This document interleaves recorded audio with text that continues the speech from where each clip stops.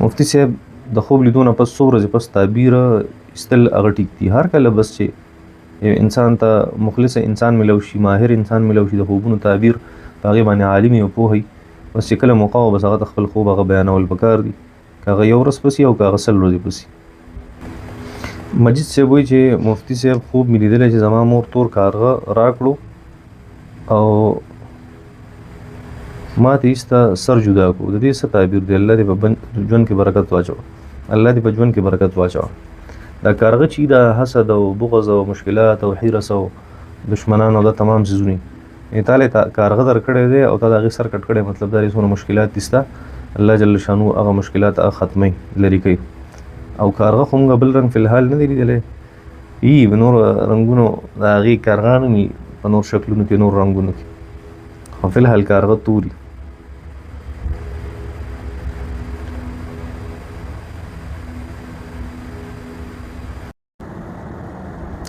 ما وی خوب لیدلی دی مفتی صاحب چې زما دا مخامخ غاښ دا مات شوی دی او ډېره زیاته وینه هغه زما د خولې نه غاښ نه غتلې ده.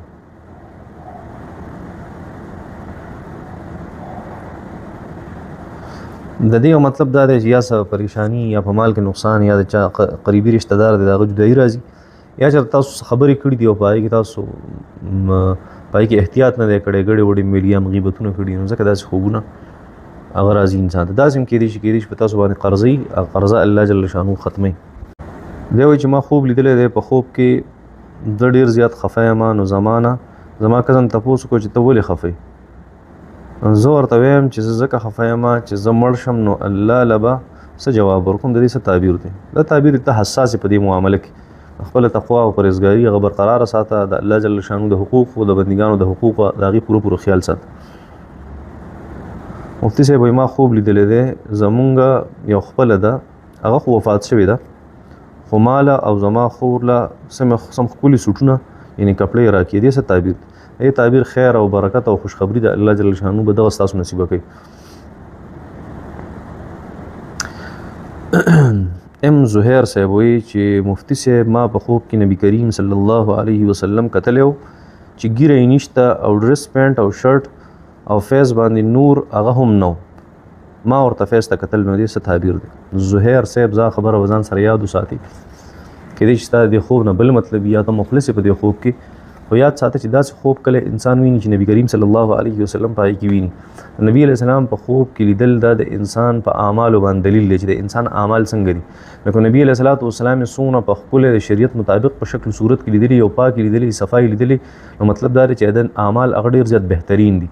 او که داسې لیدلي چې نبی علیه السلام شیو کړی، پینټ شرټ یې اچولي دي یا دغه شانتې څه ګندګي وه په هغه باندې یا په ښه صورت کې نه لیدلي، دا مطلب دی ستا اعمال انتهایي پریوتي اعمال دي او ته د خپلو اعمالو د هغې فکر وکړه او دې تمامو څیزونو د هغې د خیال پوره کوشش کوه. دا معنی زما کور والا وفات دی اولاد کیس کې ما دعا غوښته چې الله زما ملاقات وشي او تپوس ته وکړم چې څه حال احوال دي. خوب کې سوره قبر مې وکتو، سبا بیا خوب کې سپینو جامو کې مې ولیده. دې څه تعبیر دی؟ دغه تعبیر دی چې هغه خوشحاله ده. سپینې کپړې د خوشحالۍ علامت دی او دیندارۍ علامت دی. زما سوال دا دی چې په خوب کې چرمخکۍ لیدل څنګه دي؟ په خوب کې چرمخکۍ لیدل یا دا پټ دشمن دی یا ستا خلاف پټ سازشونه څوک کوي؟ د الله جل شانه نه عافیت ته هغې سوال کوه.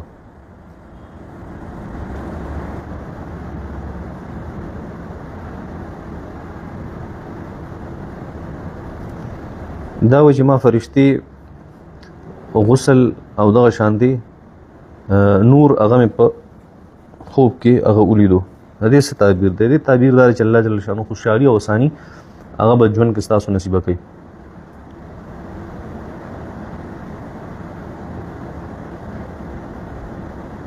ما یو سپی په خوب کې ولیدلی دی او ډېر زیات خطرناک وي، خو مونږ اونه چې دې څه تعبیر دی؟ دشمن دی، خو دشمن لا فی الحال تاسو ته نقصان نه در رسوي، دا معنی ده.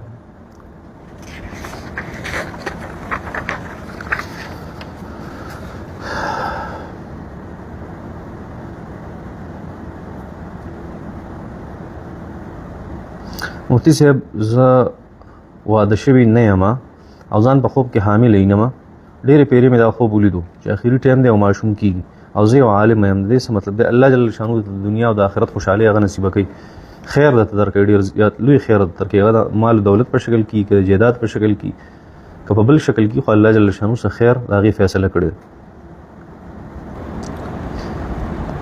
مفتي صاحب زما زهیب نوم دی، زه ترکي کې یم او لږې ورځې پس یورپ ته په غلا ځم. نو ما خوب ولیدو چې خوراک را سره ختم شي او رمونږه را واپس شو. نو لږ مې پوهه کوي په دې باندې، جزاک الله. د احتیاط ضرورت دی، څه مشکلات هغه راتلونکي دي پتا باندې، نو احتیاط کوه، کوشش دا کوه داسې قسمه مشکلات ته هغې ته مه وردانګه، ځکه دا لارې انتهایي خطرناک دي. دا پیسې د انسان ایمان نه دی چې دی پسې خپل ځان هغه ورکوي او ځان پسې خرابوي او ځان تباه کوي. نه، بس دا د ضرورت یو څیز دی، ضرورت ته حده پورې دی، دپاره محنت پکار دی. ډېر نوجوانان هغه دې ځای نه لاړ شي، نو اول خو هغه کامیابېږي نه په دې لارو باندې چې هغه کامیابۍ ته ورسي او خپل منزل مقصود ته. ډېر کم خلک هغه وړي، اکثر هغه دغلته په لارو کې تکلیف ورته راشي او یا مړه شي هلته. دا ځان نقصان دی. بل یو سیستم دی په کنټینرو کې څه کېږي، هغه ځان له غټ مصیبت دی. بیا که هلته ورسي نو هلته عاجز هغه یا ذهني مفلوجي او یا داسې شوي چې بس هغه د کاره وتی او آخري یو آپشن هغه پکې دا راځي چې هلته دی کامیاب هم شي، هلته کار روزګار هم کوي. نو بیا هم اکثر ملکونه هغه دونه ټیکسونه یې پای کې چې دی په خپله ګټه وټه باندې پوهه نه شي.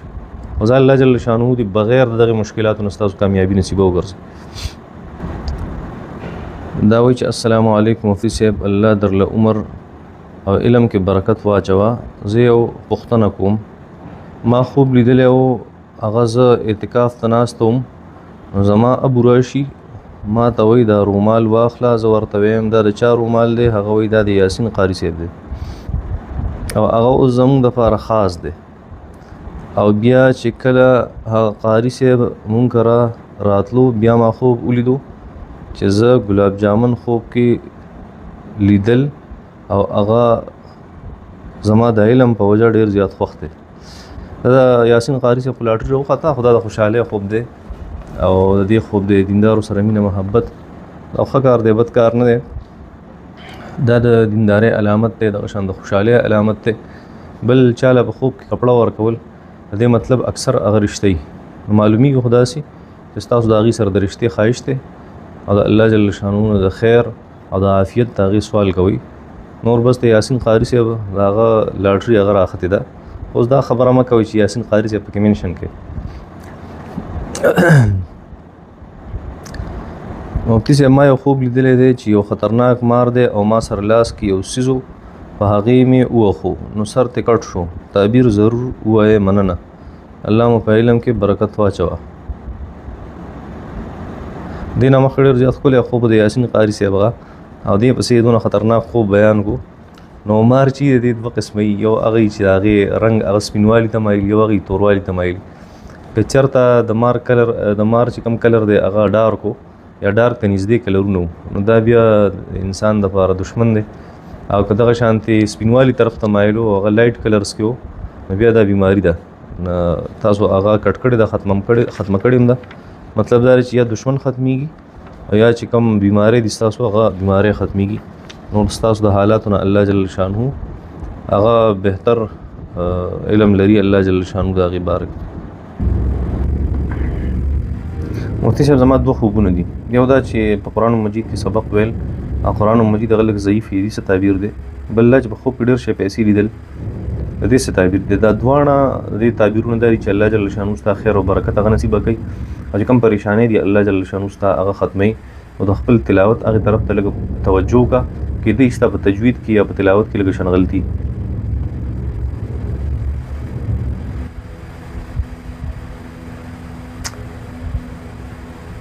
دا وایي چې زه په خوب کې ماشومان ډېر زیات وینم، حالانکه زه غیر شادي شده یم. دې معنی دا دی چې الله جل شانه تعالی خوشحالۍ درکوي یا مال و دولت درکوي الله جل شانه، دا هم معنی ده.